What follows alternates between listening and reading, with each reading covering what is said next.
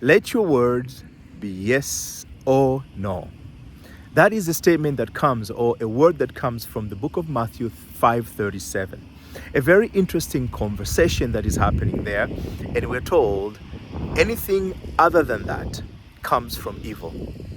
It's a very different perspective, and it kind of throws, if you're just reading, you're like, okay, so if I'm talking to people, it's just yes, no, yes, no. I don't think that's what the author intended to inform us. But I want to be giving you a different perspective of that scriptures from an experience that I had this morning. This morning, as always, me or my wife will take our princess to school. And on our way to school, we left the house earlier than we normally do, about 5 minutes earlier. But as we were in the car, she reminded me that I should consider a different route to avoid a particular traffic point usually happens. Because she said she noticed that every time we come close to this exit that takes me to the road to her school, there is always a backup traffic. And that backup traffic eats about 2, 3, 4 minutes of her time that she could have been already in school because she wants to be in class 5 minutes before the class time starts. Which makes sense. She want to be there. Maybe she got to go in her locker. She got to say hi to her friends and they can laugh and joke, whatever the case might be. But she would prefer to be there at least 5 minutes before her class time. So a common mind will say, let's take that route. Let's take that exit. But what she was talking about, or her concern, was from a memory of what she had noticed. And out of that memory, she made a conclusion that we are always delayed about 4 or 5 minutes that she could have used if we can avoid that junction. It's very reasonable.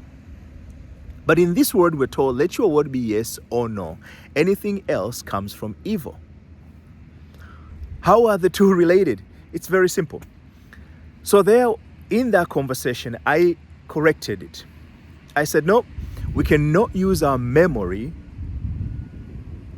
to make a decision or judge that which is before us. And most of us will say memories are for that reason.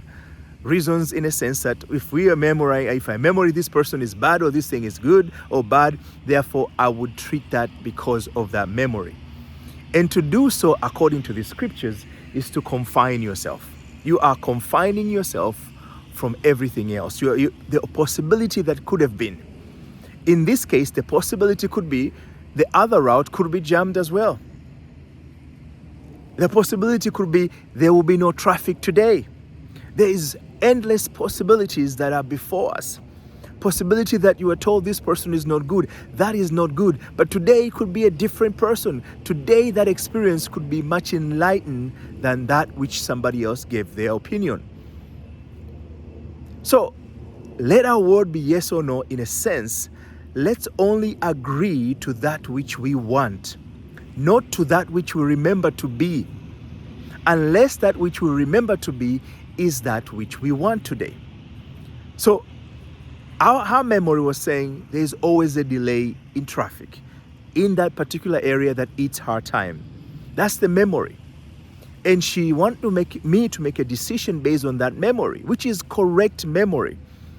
But if I say yes to that statement, that means we are confining our possibilities of probably this route, the route that we were already in, could serve us to the goal we want. So let your word be yes, yes to that which we want. And what we wanted is to be on time. So I told her, let's use what we call a bubblegum mindset. Let's stretch that which we remember and make it perfect. We are stretching it out from what we remember and stretching into what we call a perfect situation or an outcome. And a perfect outcome is to be in school on time. And consistent with that, I just embark in a journey in my mind or in a conversation in my mind that we made to school on time, giving her ample time she needs to do what she needs to do and be in class before the class starts, 5 minutes before the class starts. So that became my agreement in my own mind. And I reminded her to use a bubblegum mindset. And she knows what that meant when I used that word. And consistent with that, we were able to make it to school just in time for her to be in a class 5 minutes before. We got there actually about 10 minutes before the class started. So it gave her more than the time she wanted to do what she needed to do. In simplicity, we always have to say yes to that which we want, or say no to that which we do not want. Any more discussion beyond that, you are negotiating with the environment. And that's why it says anything beyond that comes from evil. What is the scriptures there, or the teacher of the scriptures, or Jesus is saying, if you start discussing with your conditions, with your circumstances in life, you are inviting attention toward that which you do not want. And that attention will produce only the kind that you have been entertained. In that particular case, we didn't want to be late. So for us to discuss which route we should take is to say that we are already in a verge of being late, even though we made it on time, even though we left the house in time. The danger of actually allowing yourself in this journey of discussing with your condition, because truly you can leave a place in time so that you can be in another place on time. But guess what? You don't know what is on the road. There could be an accident. There could be a road construction that just happened. There could be something that has happened that's going to delay you. Usually we use the word, I'm going to leave on time, because you set an expectation.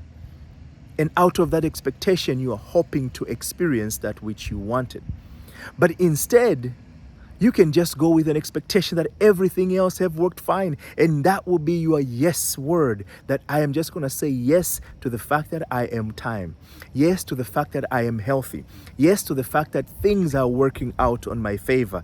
Yes to the fact that despite everything else, all is well with me. That becomes your yes. And you say no to alternative. And if you can converse in your mind, that's why it says, let your words. If you can have that conversation in your mind of the fact that you are saying yes to that which you want to be, in due time, I am confident you will experience an outcome consistent with your interest. As I did this morning, I just affirm that we have made to school on time. Regardless of the road we took, circumstances had to work themselves out. And if I had to take a different road, I will be inspired, or we call it divine inspiration will kick in and cause me to take an alternative route. And consistent with that, because it is not the route that determines whether I'm late on time, or it's not the time I left that determines whether I am late or I'm on time, it is the intent. So often we will say, oh my God, I'm always late. Or, oh my God, always things happen. Or, oh my God, things always doesn't work out for me. You are setting an expectation. In that, your word has become yes to that which you don't want. And because you have set your expectations, guess what? There is a likelihood that you will experience life consistent with that which you have set forth.